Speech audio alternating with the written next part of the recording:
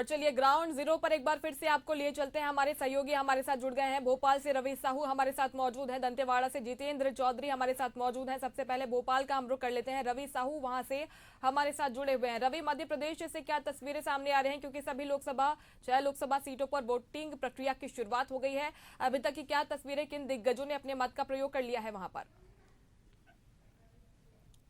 जी बिल्कुल, आपको बता दूं कि मध्य प्रदेश में जो है 6 लोकसभा संसदीय क्षेत्रों में जो है आज वोटिंग का क्रम शुरू हुआ है। आज सुबह 6 बजे से ही लंबी कतारें पोलिंग बूथ पर देखी जा रही हैं और 7 बजे से जो है मतदान प्रक्रिया शुरू हो गई। और ऐसे में लोगों में खासा उत्साह देखा जा रहा है, महिलाओं में खासा उत्साह देखा जा रहा है। महिलाएं जो है पहले घर से निकलकर जो है वोट निकल रही हैं और बड़े बड़े दिग्गज जो है कमलनाथ क्षेत्र की बात करूं, कमलनाथ जो है अपना वोट डाल चुके हैं। नकुलनाथ और उनकी पत्नी ने जो है डाल दिया है। और छिंदवाड़ा की हाई प्रोफाइल सीट है, वहां पर जो है काफी जो लोगों में उत्साह देखा जा रहा है। वहीं कुछ जगहों पर जो है वोट नहीं डालने की घटना भी सामने आई है, सीधी में। और जो है ऐसी घटना सामने आई है जहां पर जो है मत बहिष्कार कर दिया गया है पूरे ग्रामीणों में। तो वहीं शहडोल में भी जो है एक गांव में अब तक एक भी वोट नहीं डाला है एक मतदान केंद्र पर। वहां ग्रामीणों ने अपनी समस्या को लेकर जो है बहिष्कार कर दिया। रवि, आप जैसे बता रहे हैं कि शहडोल के गांव में एक भी वोट नहीं डला है, वहां पर लोग नहीं पहुंच रहे हैं, क्या वजह है इसकी कि लोग अभी तक नहीं पहुंच रहे हैं, और लोगों को जागरूक करने के लिए आगे क्या कुछ किया जा रहा है? जी बिल्कुल, आपको बता दूं कि वहां पर जो है एक ग्रामीण क्षेत्र में बाघ की समस्या है। ग्रामीण क्षेत्र में जो है बाघ का मूवमेंट कई बार देखा गया है और बाघ ने कई लोगों को वहां पर मौत के घाट पे उतार दिया है। और इसी को लेकर जो है ग्रामीण लगातार जो है प्रशासन और नेताओं से गुहार लगाते रहते हैं कि उनके जो क्षेत्र है उसको तार फेंसिंग किया जाए, उस क्षेत्र को जो है बाघ के मूवमेंट से बचाया जाए। लेकिन ऐसी कोई भी कवायद नहीं की गई, जिसके कारण लोगों में रोष है और लोगों ने इस बार वोट नहीं डालने का फैसला कर लिया है। और अभी तक शहडोल के ब्यौहारी विधानसभा के शुरू गांव में मतदान बिल्कुल, तो प्रशासन को यही कोशिश करनी चाहिए कि सुरक्षा के वहां पर पुख्ता इंतजाम किए जाए, ताकि लोग अपने वोट का प्रयोग करने के लिए वहां पर पहुंचे। लौटूंगे आपके पास रवि, अभी आपको दंतेवाड़ा लिए चलते हैं। सहयोगी जितेंद्र चौधरी वहां से लगातार हमारे साथ बने हुए हैं। जितेंद्र, बताइए दंतेवाड़ा से क्या तस्वीरें सामने आ रही है, वहां पर कैसा माहौल है, लोगों में कितना उत्साह है? जी हाँ, दंतेवाड़ा में भी पहले चरण के मतदान को लेकर के खासा उत्साह देखने को मिल रहा है। गर्मी से बचने के लिए सुबह से ही लोग कतारों में लग गए हैं और पहले ही चरण के मतदान के लिए सुबह से ही मतदान करने के लिए उत्साह दिखाई दे रहा है, खास तौर से महिलाओं में। क्योंकि दंतेवाड़ा जो विधानसभा क्षेत्र है, इस क्षेत्र में लगभग 1,90,000 मतदाता है, जिसमें से 55% महिलाओं की संख्या अधिक है मतदाताओं की। और इस क्षेत्र में अब सीधा जो टक्कर है वो कांग्रेस और बीजेपी के महेश कश्यप और कांग्रेस के कवासी लखमा के बीच ही बताई जा रही है। और यहाँ 11 प्रत्याशी भले ही मैदान में हो, लेकिन ये दो प्रत्याशियों के बीच में ही सीधी कड़ी टक्कर मानी जा रही है। और यहाँ पे जो देखा जाए तो इंडस्ट्रियल एरिया है, एनएमडीसी है, केंद्र सरकार का उपक्रम है। इस चीज को लेकर के यहाँ नगरनार जो जगदलपुर में नगरनार स्टील प्लांट है उसके निजीकरण को लेकर ये मुद्दा यहाँ का महत्वपूर्ण है। यहाँ के स्थानीय लोगों को रोजगार का मुद्दा यहाँ महत्वपूर्ण है। और नारी न्याय योजना जो कांग्रेस ने दी है, जिसमें सालाना 1 लाख रुपए महिलाओं को दी जाएगी। इससे पहले विधानसभा चुनाव में भाजपा ने जो नारी शक्ति के लिए जो योजनाएं निकाली थी, जिसके कारण उन्हें लाभ मिला था।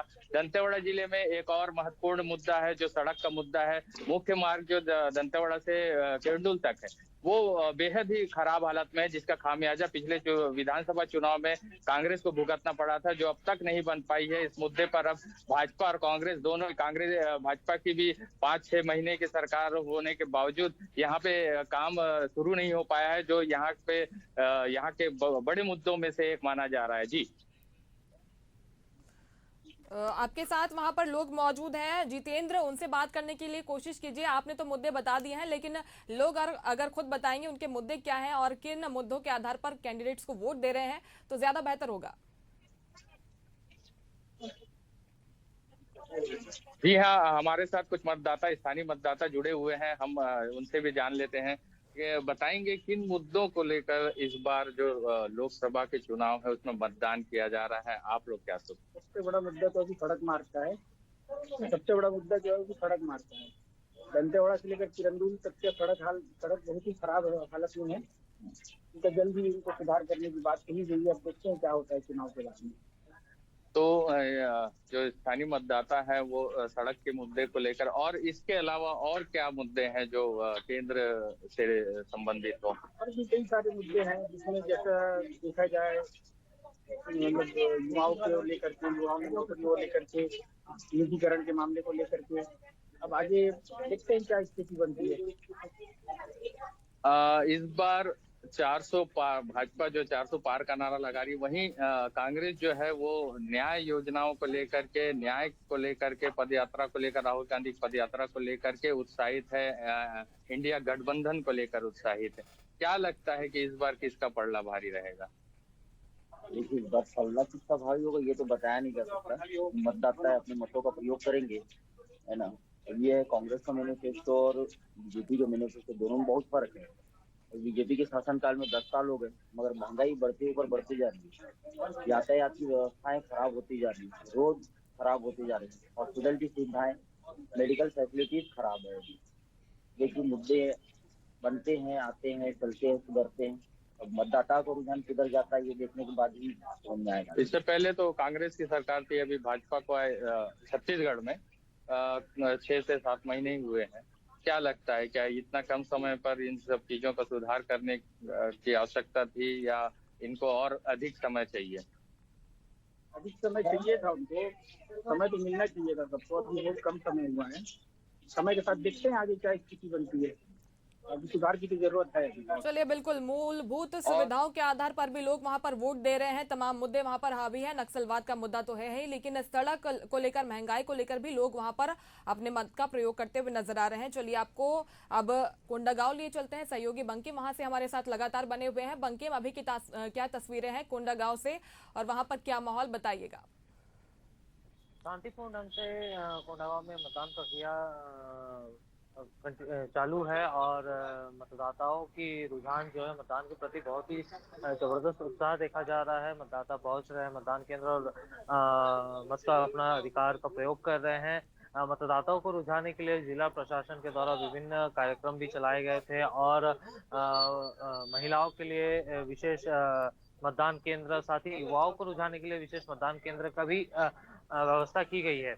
इसके अलावा भी बहुत सारे जो मतदान केंद्र हैं उसमें बहुत सारे जगह पे बहुत उत्सुकता से लोग पहुंच रहे हैं और मतदान का उपयोग कर रहे हैं। कोंडागांव विधानसभा के अंतर्गत कुछ ऐसे भी मतदान केंद्र हैं जहां पे जो ईवीएम के खराब होने की सूचना प्राप्त हो रही है, जहां पे सुबह से ही ईवीएम खराब है। कहीं स्लो वोटिंग भी की प्रक्रिया भी हो रही है, जिसके चलते थोड़ी बहुत समस्या आ रही है, परंतु जिला प्रशासन त्वरित रूप में कार्रवाई करते हुए सारी समस्याओं का समाधान करके मतदान को बेहतर सुचारू रूप से चलाने का कार्य कर रही है। जी अच्छा, तो ये कुछ छिटपुट घटनाएं भी हुए हैं, ईवीएम में खराबी की बात भी आप कह रहे हैं, लेकिन लोग फिर भी अपने वोट का प्रयोग करने के लिए वहां पर पहुंच रहे हैं। बंकिम, ये भी बताइए साथ में कि कोंडागांव के क्या कुछ मुख्य मुद्दे हैं, क्योंकि हम बात कर रहे थे दंतेवाड़ा की, तो वहां पर लोग नक्सलवाद को लेकर तो वोट दे ही रहे हैं। इसके साथ ही जो मूलभूत सुविधाएं हैं, सड़क हो गया, बेरोजगारी हो गई, महंगाई हो गई, इसको लेकर भी लोग वोट दे रहे हैं। मुख्य मुद्दे क्या है कोंडागांव के? मुख्य मुद्दे में से बेरोजगारी और जो महंगाई, ये दो सबसे बड़े मुख्य मुद्दे हैं जिसको लेके जो समस्याएं हैं आम लोगों में दिखाई दे रही है। लोगों से जब चर्चा कर रहे हैं तो यही जो सबसे बड़ी समस्या सामने उभर के आ रही है फिलहाल वो बेरोजगारी और महंगाई को लेके आ रही है। आम जनों का कहना है, लोगों का कहना है, मतदाताओं का कहना है कि बेरोजगारी और महंगाई, ये जो दोनों जो चीजें हैं ये सबसे ज्यादा प्रभावित कर रहे हैं। कोंडागांव में नक्सलवाद नाम मात्र की रह गई है।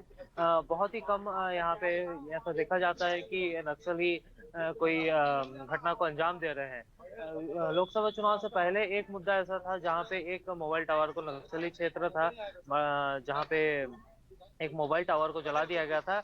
ये एक ही घटना घटी है। इसके बाद से नक्सल जो गतिविधियां है उससे पूरी तरीके से पुलिस प्रशासन काबू पा चुकी है। इसके जो मूलभूत सुविधाएं सड़क जल और बिजली इन सारे मुद्दे पे भी विशेष ध्यान है।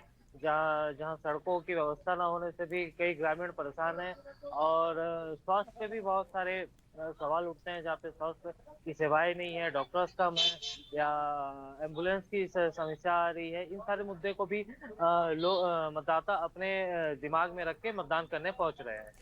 बिल्कुल, ये तमाम मुद्दे हैं जिनको अपने ध्यान में रखकर मतदाता अपने वोट का प्रयोग करने के लिए वहां पर पहुंचे हुए हैं और सभी प्रत्याशियों की जो 11 प्रत्याशी बस्तर लोकसभा सीट पर उतरे हुए हैं उनकी किस्मत आज ईवीएम में कैद हो जाएगी। आप बने रहिएगा बंकिम, अभी आपको भोपाल सीधे लिए चलते हैं। सहयोगी रवि लगातार हमारे साथ बने हुए हैं। रवि, मध्य प्रदेश की 6 सीटों पर हम बात कर रहे हैं। वोटिंग प्रक्रिया की जैसे आपने बताया कि शुरुआत हो गई है, कुछ घटनाएं भी वहां पर हुई, जैसे शहडोल में एक भी प्रत्याशी वहां पर वोट डालने के लिए नहीं पहुंचा। क्या और जगहों पर ऐसी कुछ घटनाएं हुई हैं? बालाघाट की अगर बात करें, वहां पर मतदान कराना चुनौती होता है क्योंकि नक्सल प्रभावित इलाका है, वहां की क्या तस्वीरें हैं?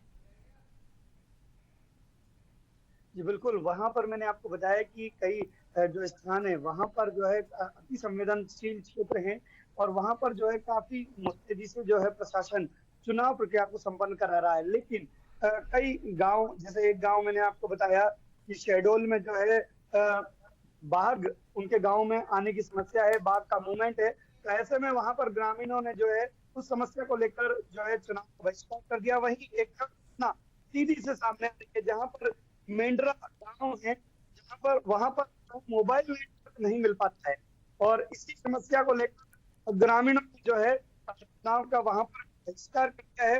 अभी तक वहां पर वोट नहीं डले, हालांकि प्रशासन वहां पर अधिकारी पहुंच चुके हैं और वहां पर लोगों से वोट डालने की अपील कर रहे हैं। लेकिन लोग अपनी समस्या गिनाते हैं कि ये उनकी समस्या कई समय से प्रशासन को, नेताओं को बता रहे हैं, लेकिन कोई भी उनकी समस्या का निराकरण नहीं कर रहा है। इसी को लेकर आज जो है मतदान का बहिष्कार कर दिया है। तो अलग अलग तस्वीरें जो है प्रदेश के ये 6 संसदीय क्षेत्रों से आ रही है। कांग्रेस के जो विधायक सुनील उइके, उन्होंने छिंदवाड़ा में लाइन में लगकर वोट किया है। वहीं बुजुर्गों में भी खासा उत्साह है। कई संपत्ति साथ में पहुंच रहे हैं जिनकी उम्र काफी है, फिर भी उनमें जो मतदान को लेकर काफी उत्साह है और वोट डालने के लिए निकल रहे हैं। छिंदवाड़ा के कलेक्टर सिंह ने अपनी पत्नी के साथ पहुंचकर वोट डाला, तो वही कमलनाथ ने वोट डाला, नकुल ने उनकी पत्नी के साथ वोट डाला। छिंदवाड़ा की बात करूं तो विवेक ने पोलिंग बूथ पर पहुंचने से पहले उन्होंने मंदिर में मत्था टेका और मंदिर में जाकर जो है चुनाव वोट के लिए जो है अपील भी कर रहे हैं। छिंदवाड़ा से बंटी ने नकुल काफी हाई प्रोफाइल सीट है और यहाँ पर मुकाबला देखने को मिल रहा है कि जबलपुर में आशीष दुबे के सामने दिनेश कांग्रेस के। अच्छा रवि, पहले छिंदवाड़ा पर ही बात कर लेते हैं क्योंकि हाई प्रोफाइल सीट है छिंदवाड़ा और हमने देखा कि तमाम दिग्गज वहां पर जुटे रहे। कैलाश विजयवर्गीय वहां के प्रभारी बनाए गए और पूरा जोर दोनों ही पार्टियों का छिंदवाड़ा पर नजर आया। अब जो है प्रचार प्रसार का शोरगुल थम गया है, प्रत्याशियों की किस्मत जो है आज ईवीएम में कैद हो जाएगी। अभी की क्या तस्वीर नजर आ रही है? अभी क्या सियासी समीकरण छिंदवाड़ा के आपको दिखाई पड़ रहे हैं? जी बिल्कुल, आपको बता दूं अभी तो ये कहना मुश्किल होगा कि सियासी समीकरण किस ओर जाएंगे, लेकिन जो मतदाता है उनमें काफी जो है उत्साह देखा जा रहा है वोटिंग को लेकर। मतदाता है जो साइलेंट वोटर है वो किसी भी पक्ष में बोलने के लिए तैयार नहीं है। हालांकि लोगों में सुबह से ही जो है काफी उत्साह देखा गया। मतदाता कमलनाथ जो है जी सर सुन रहे हैं, तो वहीं जो है भारतीय जनता पार्टी भी जो है पूरी तरीके से जीत को लेकर, क्योंकि विवेक बंटी साहू इस बार जो है काफी फील्ड में मेहनत कर रहे थे पिछले समय से और पार्टी के बड़े बड़े नेता छिंदवाड़ा में जो है 2 दिन पहले प्रचार करने के लिए पहुंचे। काफी सीट है, काफी कड़ा मुकाबला है, जनता में काफी उत्साह है को लेकर। मध्य प्रदेश में जो है सीटों पर जो है चुनाव प्रक्रिया संपन्न कराई जा रही है, शांतिपूर्ण तरीके से पूरे प्रदेश। बिल्कुल, छिंदवाड़ा पर तो सबकी नजर है ही, लेकिन मंडला भी मध्य प्रदेश की हाई प्रोफाइल सीट है। रवि मंडला से, जहां पर भारतीय जनता पार्टी ने फग्गन सिंह कुलस्ते पर भरोसा जताया है, जो कि आप जानते होंगे 2018 में विधानसभा चुनाव हार गए थे, लेकिन इसके बावजूद भी उन्हें मौका दिया गया। इसके साथ ही उनके सामने होंगे ओमकार सिंह मरकाम, जो कि दूसरी बार मंडला से उतारे गए हैं। 2014 में वो कुलस्ते से हार गए थे। यहाँ पर भी जो मुकाबला होगा काफी रोचक होने वाला है इस बार। जी बिल्कुल, आपको बता दूं कि फग्गन सिंह कुलस्ते विधानसभा का चुनाव जरूर हार गए थे, लेकिन विधानसभा और लोकसभा के चुनाव में काफी फर्क होता है।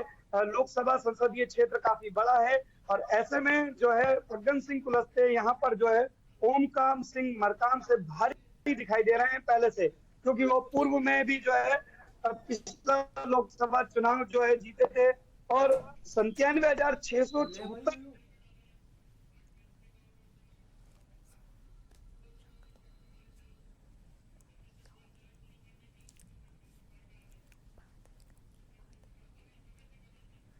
नितिन गडकरी को आप देख पा रहे हैं, जो कि अपना वोट डालने के लिए वहां पर पहुंचे। मीडिया से बातचीत करते हुए नितिन गडकरी नजर आ रहे हैं, क्योंकि लोकसभा चुनाव 2024 के इस महापर्व में नितिन गडकरी ने भी अपना मत का प्रयोग किया है। इसके बाद मीडिया से बातचीत करते हुए हमारे साथ इस वक्त मौजूद है रहते हुए वहां पर नजर आए। और ये तस्वीरें हम आप तक पहुंचा रहे हैं ग्राफिक्स के माध्यम से। मध्य प्रदेश के पहले चरण के रन में कौन कौन से दिग्गज उतरे हुए हैं। जबलपुर से आशीष दुबे भारतीय जनता पार्टी के कैंडिडेट हैं, इन्हें यहां से मौका दिया गया है। इसके साथ ही उनके सामने दिनेश यादव तालठोवी अनुभव रखते हैं, प्रदेश महामंत्री रहे हैं 2010 से 2022 तक। इसके साथ ही मंडला से ये तस्वीरें आप तक पहुंचा रहे हैं, वहां से कौन उम्मीदवार है।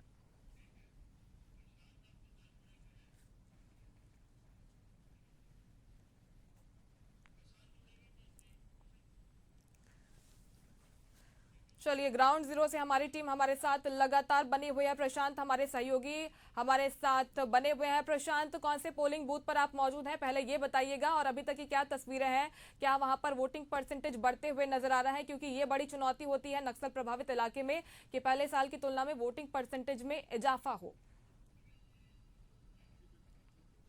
इजाफा हो, ये महत्वपूर्ण बात होती है और चुनाव आयोग लगातार इस बात को लेकर प्रयास भी करता रहा है और प्रचार प्रसार भी करता रहा है कि वोटिंग परसेंटेज इस बार बढ़े। और अभी हम जिस पोलिंग बूथ चलिए प्रशांत, लौटूंगी आपके पास। विमलेश हमारे साथ मौजूद है। विमलेश, बताइएगा विमलेश, क्या तस्वीरें हैं। सीधी लोकसभा संसदीय क्षेत्र 11 में मैं ये मतदान क्रमांक 154 में खड़ा हूँ। क्या ये सारा पंचायत के अंतर्गत एक बहुत ही हॉट सीट विधानसभा में रही है। मेरे साथ जो है पूर्व नेता प्रतिपक्ष एवं वर्तमान विधायक चुटहट अजय सिंह राहुल भैया हैं और वो मतदान अपना मत का प्रयोग करने जा रहे हैं। उससे पूर्व मैं इनसे बात करना चाहता हूँ। आप आज मत का प्रयोग कर रहे हैं, कितने आश्वस्त हैं? देखिए, सीधी संसदीय क्षेत्र में पिछले 20 दिन से यहाँ पर हर विधानसभा में गया और जहाँ तक मुझे उम्मीद है कि हमारे कमलेश्वर भाई अच्छी मतों से जीत हासिल करेंगे। जैसे कि देखा गया कि बीजेपी के कई स्टार प्रचारक दिग्गजों का जो है यहाँ जमावड़ा रहा, लेकिन अगर उससे इतर देखा जाए कांग्रेस में उस तरह का जो है प्रचार नहीं किया गया। इसमें कहाँ तक जो है इसका अंतर इस सीधी लोकसभा में दिख सकता है? इसका अंतर दिखेगा रिजल्ट में। जनता भी समझती है कि ये बड़े लोग सिर्फ चुनाव के समय आते हैं, बाकी कोई मतलब नहीं है सीधी जिले की अवहेलना हुई, यहाँ का विकास नहीं हुआ, यहाँ के लोगों को बेरोजगारी से कोई मुक्त करने की कोई योजना नहीं बनाई, तो काहे के लिए चुनाव समय में आते हैं? वो भी 500,000 की भीड़ के संबोधन करके चले जाते हैं। धन्यवाद। मतदाताओं से कोई अभी आज अपील नहीं हो सकती। तो ये हमारे साथ जो है चुरहट विधानसभा वर्तमान विधायक अजय सिंह राहुल जी थे, जो अपने मत का प्रयोग करने मतदान क्रमांक 154 में जा रहे हैं और लोगों को ये अपने जो कांग्रेस का एक पक्ष है उसको सामने रखकर और एक इतर जो बीजेपी की जो रणनीति है उस पर अपने जो है तंज कसते हुए लोगों से अपील कर रहे हैं कि बढ़ चढ़ कर इस मतदान में अपना हिस्सा लें और एक अच्छा प्रतिनिधि चुनकर जो है लोकसभा के दरवाजा पर भेजें। बिल्कुल, जीत का दावा तो सभी कर रहे हैं विमलेश, क्योंकि 17 उम्मीदवार हैं सीधी लोकसभा सीट से, लेकिन मुख्य मुकाबला यहां पर कमलेश्वर पटेल और राजेश मिश्रा के बीच में है। वहां पर क्या कुछ मुद्दे हैं, जनता किस आधार पर वोट कर रही है और अभी तक कितनी संख्या में लोग वहां पर पहुंच रहे हैं, चुनाव को लेकर कितना उत्साह, ये भी बताइएगा हमारे दर्शकों को। ये सीधी लोकसभा संसदीय क्षेत्र 11 में अभी जो चुनाव मैदान में 17 प्रत्याशी हैं, जिसमें एक जो पूर्व राज्यसभा सांसद थे बागी भाजपा से जो है बागी होकर उन्होंने गोंडवाना गणतंत्र पार्टी का दामन थामा और बतौर चुनाव मैदान में जो है खड़े हैं। लेकिन एक जो दूसरे अगर नजरिए से देखा जाए तो चूंकि ये आदिवासी बाहुल इलाका है सीधी, और सीधी में आदिवासी बाहुल इलाका का जो एक समय पर कांग्रेस का गढ़ हुआ करता था, बीजेपी ने उसमें सेंध करके आज तक लोगों में अपना विश्वास हासिल किया है। हालांकि मैं आपको ये जो चुनाव हो रहे हैं, गर्मियों का सीजन है और जो एक हिंदुत्व में एक शुद्धिन के तहत जो है कई कार्यक्रम हो रहे हैं, किसी के यहाँ शादी है, किसी के यहाँ बारात है, कोई तिलक के कार्यक्रम में गया है, तो औसतन ये माना जा रहा है कि 100% में कम से कम इस बार जो है जो वोट परसेंटेज है वो 50 to 55 के बीच में रहेगा, क्योंकि बहुत से मतदाता ऐसे हैं जो अपने कार्यक्रम में व्यस्त हैं और इस मतदान केंद्र तक जो है नहीं पहुंच पा रहे हैं। जी बिल्कुल विमलेश, आप बने रहेगा, तस्वीरें वहां से क्या कुछ निकल कर आ रही हैं पहुंचाते रहेगा। फिलहाल तमाम जानकारी के लिए बहुत शुक्रिया। चलिए, आपको सुकमा से हमारे सहयोगी ने जायजा लिया है, वहां पर क्या कुछ माहौल है दिखाते हैं। इस वक्त हम जिला मुख्यालय के मतदान केंद्र में हैं और आप देख सकते हैं मेरे साथ काफ़ी संख्या में यहाँ पर लोग मतदान करने आए हुए हैं और अब लोकसभा के लिए अपने जो यहाँ पर सांसद चुने जाएंगे इस क्षेत्र में, उसके लिए लोग अब मतदान करने आए हैं और काफ़ी संख्या में। आंटी, आपने मतदान कर लिया? ये हमारे साथ एक आंटी जी हैं, इनसे थोड़ा चर्चा करें। अच्छा, ये थोड़ा बात करने के लिए शर्मा रही हैं ये, और ये ऐसे ही हमारे साथ कई लोग हैं। सर, आपने मतदान कर लिया? जी सर। एक मिनट, थोड़ा सा चर्चा कर लेंगे। हमारे साथ एक युवा साथी हैं, इन्होंने मतदान करके अभी मतदान किया हुआ है। तो किन किन मुद्दों पे आपने मतदान किया है, किस टाइप से विचार हैं, क्या मुद्दे हैं आपके जिसको लेकर के आप मतदान किए आज? सर, मुद्दे तो हमारे बस इतना ही रहता है कि कोई भी यहाँ पे प्रत्याशी जो भी जीते, बस जनता की भलाई के लिए सोचे और हमारे जितने भी इच्छाएं हैं वो कम से कम उनके साथ रह के एक बार समझे, जाने और उनको पूर्ति करें, बस इतना ही इच्छा और कुछ नहीं सर। आप बस्तर जो क्षेत्र है इसके कोंटा विधानसभा में है, क्या आपकी समस्याएं हैं, क्या मुद्दा है जो समस्याएं हैं जो आपकी इच्छा पूरी हो जाए, जो आप सांसद चुने वो आपकी इन सब समस्याओं को सुने, ऐसी क्या समस्याएं हैं आपकी? सर, समस्याएं तो बहुत सारी हैं, इच्छाएं पूर्ति हो जाए तो बहुत बड़ी नहीं तो बात कोई है। ऐसी बड़ी समस्या नहीं सर, जिसको वो लेकर सब- के आज आप मतदान किए हो? नहीं सर, ऐसा कुछ नहीं। तो ये हमारे युवा साथी हैं जो कि अपने सांसद क्षेत्र में आए हुए हैं और मतदान करके जा रहे हैं। और भी हमारे साथ देख सकते हैं आप पीछे महिलाएं हैं, काफी संख्या में महिलाएं आई हैं। सुबह से मतदान कर्मियों की यहाँ पे तैयारी थी पूरी तरह से, फोर्स भी रही है, सुरक्षा व्यवस्था भी काफी है, लेकिन मतदाता कम दिखाई दे रहे थे। अब धीरे धीरे यहाँ पर संख्या बढ़ रही है। यहाँ पे एक भाई साहब और हैं, हम उनसे चर्चा करेंगे। भैया, क्या नाम है आपका? दयालुराम साहू। कहाँ से हैं आप? सुकमा से प्रॉपर? जी, क्या मुद्दे हैं आपके आज के, आपको चुनाव को लेकर के? देश का विकास के लिए। देश का विकास? जी, तो देश का विकास तो ठीक है, आप सुकमा के विकास के लिए क्या क्या सुकमा चाहते के हैं? विकास के लिए जो अच्छा जनप्रतिनिधि है, विकास अच्छा हो यहाँ। विकास के मुद्दे क्या हैं आपके सुकमा? विकास अच्छा रोड है, शिक्षा है, जो भी है। तो रोड का जो मामला रहा है सुकमा का, कोंटा विधानसभा का, रोड एक काफी बड़ी समस्या रही है इस क्षेत्र में लोगों के लिए। और रोड, हर एक मतदाता जो है रोड को लेकर के हमेशा चर्चा किया, क्योंकि रोड जो यहाँ पे जो समस्या बनी हुई है, रोड को लेकर के हर व्यक्ति ने मतदान की बात कही है। और हमारे साथ एक साथी हैं। सर, आपका मतदान हो गया? जी। क्या नाम है आपका? पवन कुमार कमरे। कहाँ से हैं आप? सुकमा से। प्रॉपर सुकमा से? जी। कि क्या मुद्दे रहे हैं आज आपके मतदान को लेकर के? इसको नहीं बोलेंगे सर। पानी? पानी जी। तो सुकमा में पानी की समस्या ज्यादा है जी क्या? जी। कहाँ पे ज्यादा समस्या है पानी की? उधर आर्यस कॉलोनी में, काफी वार्ड नंबर 10। तो क्या लगता है आपको, आपने जिन्हें सांसद चुनेंगे तो उसके बाद आपकी पानी की समस्या खुद दूर होगी, इस टाइप से है आपकी कुछ उम्मीदें? उम्मीद तो नहीं लग रहा है सर, लेकिन फिर भी हो सकता है, ऐसा लग रहा है। तो कई मुद्दे हैं यहाँ पे लोगों के, रोड को लेकर के हैं। हमारे साथ तो युवा मतदाताएं हैं, महिलाएं हैं, एक युवा बालिका है, इनसे हम चर्चा करते हैं। मैडम, आपका क्या नाम है? कविता साहू। कविता साहू, क्या मुद्दे हैं आज आपके यहाँ पे चुनाव मतदान में? बस सबको विकास चाहिए, वैसे मेरे को भी विकास ही चाहिए। और मेन मुद्दा है कि शिक्षा, स्वास्थ्य और सड़क। तो आप पढ़ी लिखी हैं, आप कितनी पढ़ी लिखी हैं? मैं ग्रेजुएट हूँ।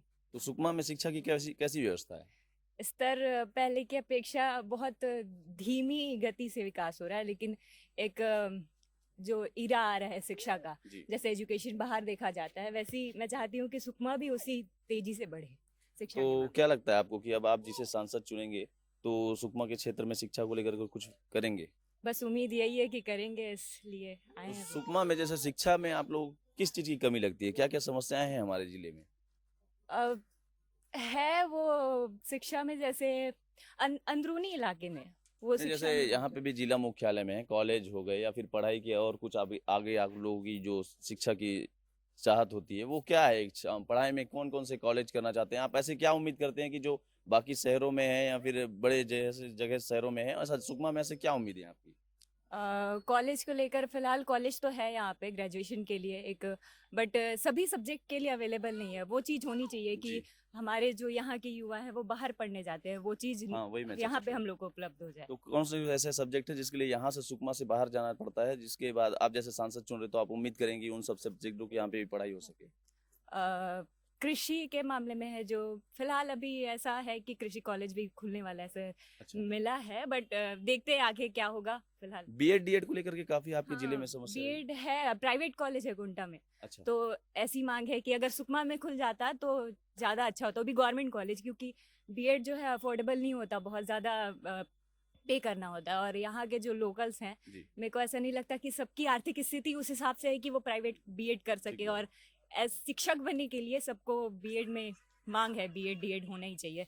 मैं खुद बीएड की स्टूडेंट हूँ, और अच्छा, तो आप हाँ, कहाँ से बीएड कर रही हैं? मैं गोंटा से ही कर रही हूँ। अच्छा। लेकिन वही है कि घर में अब लाख 1.5 लाख रुपए लग जाते हैं, जी, तो जी। वो देना अफोर्डेबल नहीं होता हर किसी के लिए। हम्म, मैं सक्षम हूँ तो मैं कर रही हूँ, लेकिन हर कोई थोड़ी कर पाएगा, ठीक है। तो वो बीएड डीएड होना चाहिए। तो ये जो युवा बालिका है इनका बहुत ही सही कहना है। इन्होंने बताया कि शिक्षा को लेकर के काफी यहाँ पे जिला में जो है इनकी इच्छाएं हैं, और शिक्षा को लेकर के इन्होंने आज मतदान किया है कि इनके क्षेत्र में। और हमारे साथ एक युवा बालिका है, क्या नाम है आपका? मेरा नाम आंचल यादव है। मांचल यादव। आंचल यादव। आंचल यादव, जी। आपने मतदान किया है? जी जी। थोड़ा सा अपना मतदान का जो सिंबल वो दिखाइए। ये युवाओं ने आज मतदान किया है, और ये मतदान का जो कारण है, किन मुद्दों को लेकर मतदान किया है, इस पे थोड़ा सा चर्चा करते हैं। इधर आ जाइए।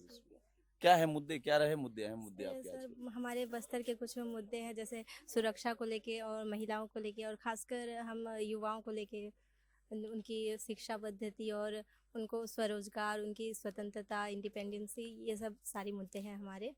और खासकर यहाँ की शिक्षा पद्धति थोड़ी सी कम स्तर की है, उसे थोड़ा बढ़ाना है। सुकमा में? जी तो कैसे टाइप से शिक्षा पद्धति को आप बढ़ाने की इच्छा रखते हैं अपने आने वाले सांसद से?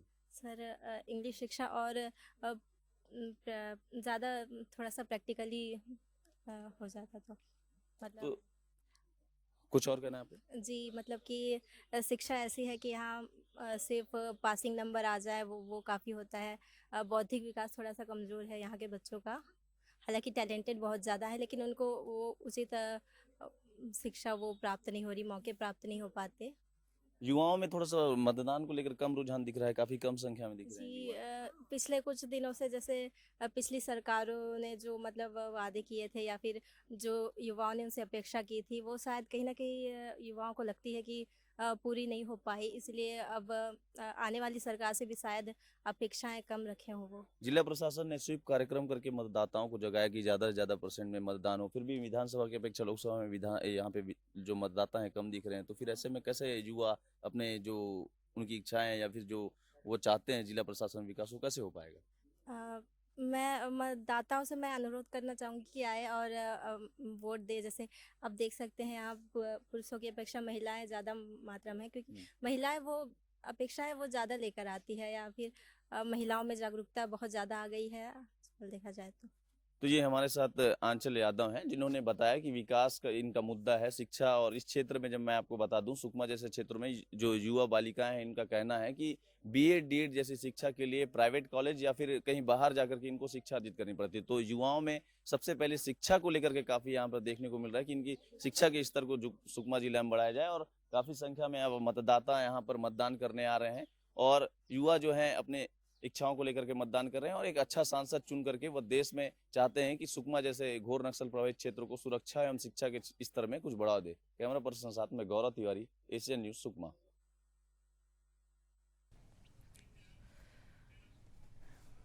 और चलिए एक बार फिर से आपको ग्राउंड जीरो पर लिए चलते हैं। सहयोगी प्रशांत लगातार हमारे साथ बने हुए हैं। प्रशांत, आपको बीच में इंटरप्ट कर दिया था, अपनी बात पूरी कीजिए। क्या कुछ मुद्दे बता रहे थे आप? जी बिल्कुल, लोकसभा चुनाव का आगाज हो गया है और अब मतदान जोरों पर है। कई युवा लोग हमारे साथ मौजूद हैं और युवाओं की एक महत्वपूर्ण भूमिका होती है। और बस्तर लोकसभा में इस बार पहली बार मतदान करने वाले 50,000 से अधिक युवा हैं। अभी हमारे साथ कुछ युवा बालिका भी मौजूद है। अब आपका नाम क्या है? मुझे श्रद्धा बताइए कि आप लोगों ने मतदान कर लिया,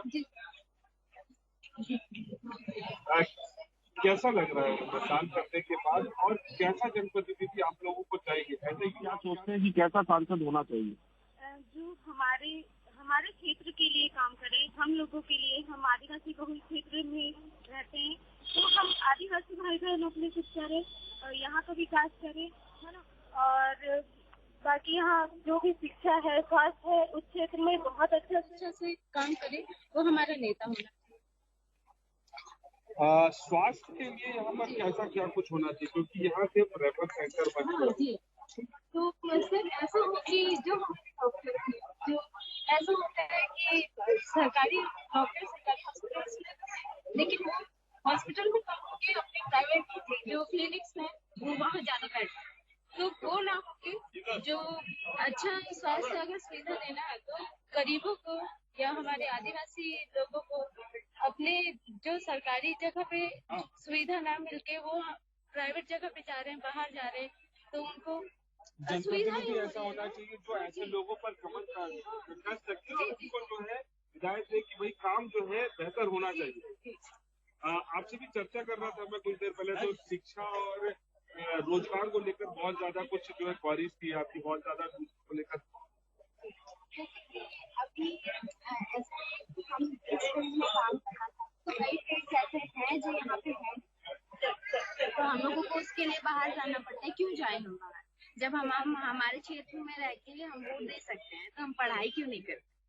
तो हमको वो चाहिए, पढ़ाई चाहिए, है ना, उस पर सुविधा चाहिए, और अच्छे टीचर्स हो, अच्छे सब कुछ हो, तो फिर हम लोग का मतलब आसान हो जाएगा सब, फिर जॉब में भी दिक्कत नहीं आएगी। अभी क्या होता है ना कि हम लोग ऐसे लोअर वो से डिविजन से पास होते हैं, उसके बाद फिर हम लोग किसी जॉब में एप्लीकेबल ही नहीं होते हैं, हम लोग किसी जॉब में अप्लाई करने के लिए। तो वो चीजें ना हो, हम लोग पे थोड़ा सा और ध्यान दे दिया जाए तो हो सकता है। यानी शिक्षा की गुणवत्ता अच्छी होनी चाहिए। गुणवत्ता अच्छी होगी तो कहीं न कहीं जो स्टूडेंट्स हैं उनके लिए अच्छा रहेगा और रोजगार के अवसर भी उनके लिए खुलेंगे। और क्या लगता है कि जनप्रतिनिधि कैसा होना चाहिए? आप लोग युवा हैं, देश को देख रहे हैं, देश किस तरीके से आगे बढ़ रहा है।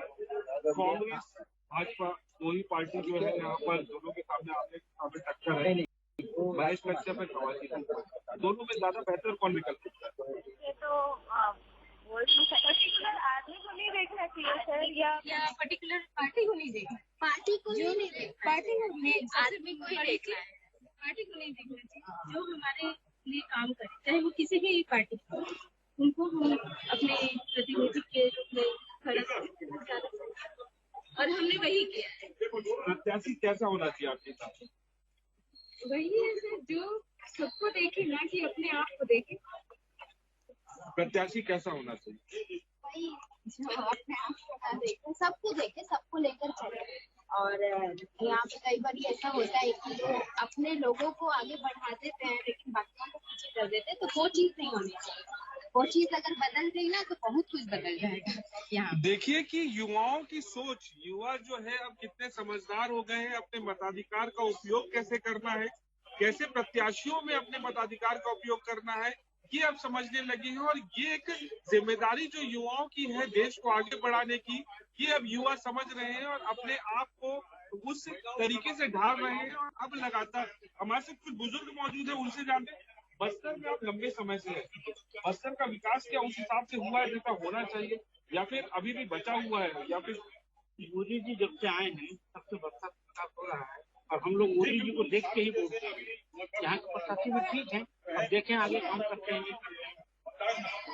सेंट्रल मोदी जी को देखकर वोट, यहाँ प्रत्याशी को नहीं डालना।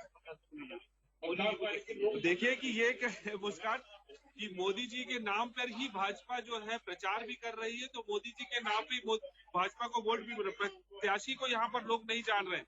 यहाँ पर देखिए कि महिलाएं बढ़ चढ़कर जो है यहाँ पर हिस्सा ले रही है मतदान को लेकर। कड़ी धूप है, गर्मी है, पसीने से लोग यहाँ पर अपना पसीना पोंछ कर बैठे हुए हैं, लेकिन मतदान करने के बाद ही यहाँ से जाने की बात कर रहे हैं। और कुछ महिलाएं हैं जिनसे बात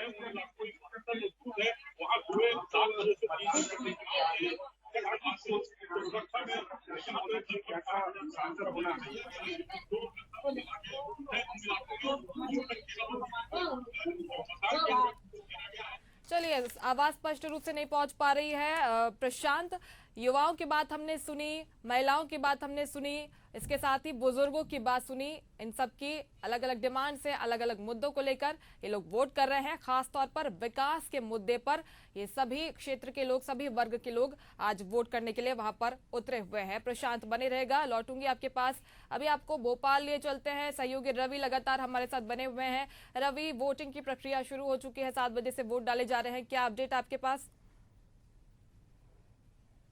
जी बिल्कुल, आपको बता दूं कि मध्य प्रदेश की 6 लोकसभा संसदीय सीटों पर जो है वोटिंग हो रही है और इस वक्त जो रुझान आ रहा है, कई जगह से जो है कई अलग अलग प्रकार की घटनाएं सामने आ रही हैं। बालाघाट का जो नक्सल प्रभावित क्षेत्र है, वहां पर एक बूथ पर 80 वोट थे और 80 के 80 वोट वहां पर डल चुके हैं, तो 100% वोटिंग हो चुकी है। बालाघाट के नक्सल प्रभावित ये क्षेत्र है, दुर्गई बूथ इसको कहा जाता है, और यहाँ पर जो है 80 वोट इस पोलिंग वोटिंग अभी तक यहाँ पर हो चुकी है।